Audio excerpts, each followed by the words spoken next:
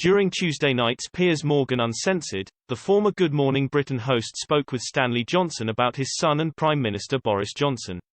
Stanley told Piers he strongly believes his son will still be the PM in 2 years' time, and stepped in to defend his actions during Partygate.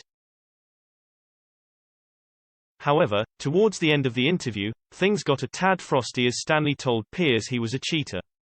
This led the 81-year-old to walk off the set before the segment had officially finished. As Piers brought the interview to a close, he told his guest, "It is great to see you, and, as always, an effervescent presence." "You are a cheater, I've got to tell you," Stanley told the host. "You know, you lured me in here," Stanley replied before Piers interrupted. "I'm a trophy hunter, I lured in the trophy." "I don't think I'm a trophy," Stanley hit back as the host continued.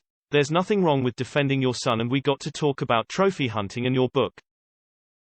And I showed you doing a handstand, the words you're looking for, Stanley. Thank you, Piers." Before Piers could go to an advert break, Stanley decided to get up out of his seat and walk off the set. "See you all, folks," Stanley said as he shook Piers' hand. The Prime Minister's father proceeded to walk off the set as Piers added, "Tell Boris to come in soon." Piers looked slightly wide-eyed and awkward as he continued with the show after Stanley's swift exit. "I think he's going to go and get Boris out of the fridge," he joked. Earlier in the interview, Piers grilled Stanley over whether Boris will continue as the Prime Minister. "The stats are now heavily against him," Piers pointed out. "Hardly any Conservative Prime Ministers ever survived much longer than 6 months from a no-confidence vote."